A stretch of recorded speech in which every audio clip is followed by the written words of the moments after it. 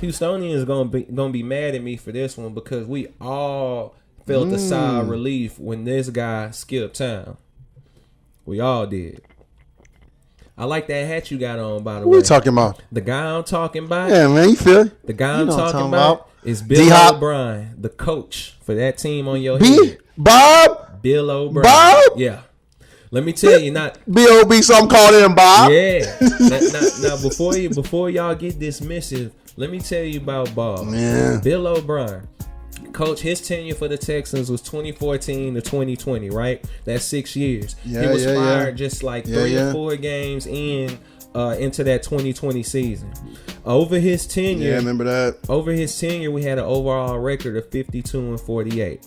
All right, just over 500. Winning record. Well, it wasn't impressive, but it was a winning record. Coming from an expansion franchise like ours, it was. Yeah, you know, that record made him the second most all-time the second most winning coach in our franchise history. Hey, look, great job, great job. You guys have done this.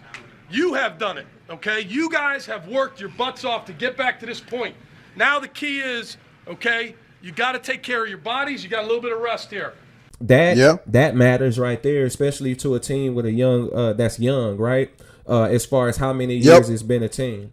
Bill O'Brien, out of 6 years as the coach, won the division 4 times. He won the division 4 times.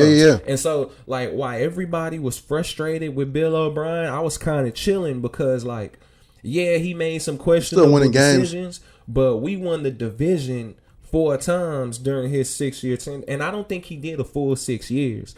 I think he did 5 and got fired in 5 that and some 6. change, So 5 and some change, and I think that he did. He did. A lot of people. Didn't every week, bro. He took the blame. I think every week, whenever it was a problem, he got up there on that podium and he said, "It's not them, it's me." And that's what a coach is supposed to do. Thinking about challenging the spot because I felt like I had a first down. So. And by the time I got to it was a 4th down, I just decided to kick the field goal. Bro, like, I'm not gonna lie to you. Like, it all falls on El Capitan. We know the problem was GM O'Brien. It wasn't at first. It wasn't Coach O'Brien. It wasn't until people started to dislike him that they started having problems with his play calling and stuff. And somebody's gonna call me a liar, but like. Until he started making bad GM moves, everybody was okay to win the division every year with him as coach. No cap. No cap, bro. Whenever they gave him that GM, when they promoted him, that's when I remember. I'm like, man, this ain't gonna be it. Let this man just coach, bro. It was one of those things where Bill O'Brien fell off the Bill Belichick coaching tree. And because he was doing well as the Texans head coach, they decided to elevate him to the GM the same way Bill Belichick was doing in New England at the time. They thought because Bill Belichick had set a precedent there, a guy underneath him would be able to do the same thing. And logic dictates that it might make sense to give a guy who's coaching personnel, give him the reins to say who that personnel is.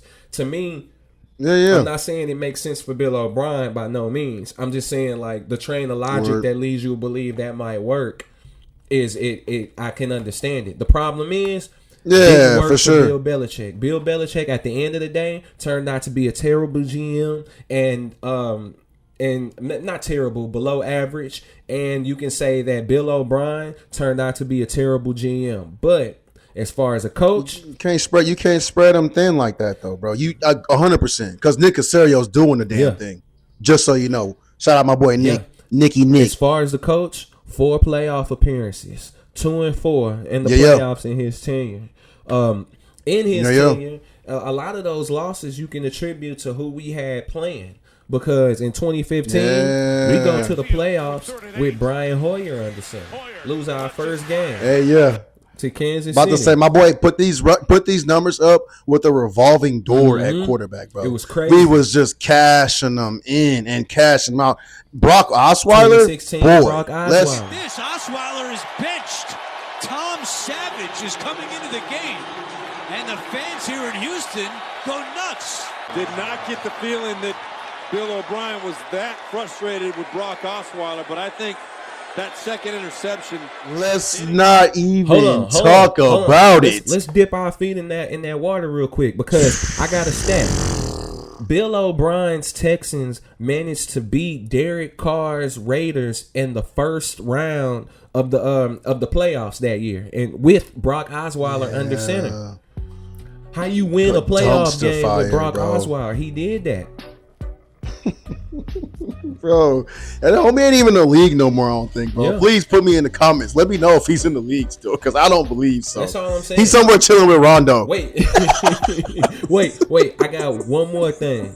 Because under Bill O'Brien, the Texans had 3 consecutive winning seasons for the first time in their history.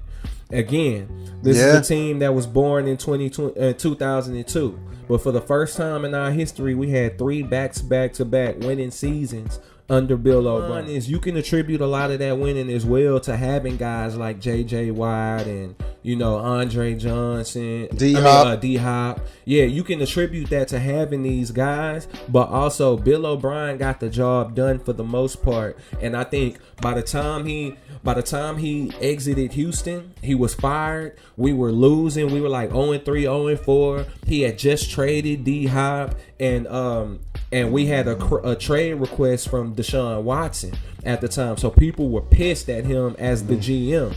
Like, the D-Hop thing is what really rallied people. But the D-Hop thing might have been the biggest reason why Deshaun wanted out before the allegations. All I'm saying is we was rushing him out the door. And it seems like we didn't give him his due credit. Hey, he's still coaching, though. And for a reason. Yeah. For a reason, bro. Still doing this thing. Yeah, I agree with you, bro. But I do like what we got in place right now, for the record. D'Amico, hold it down.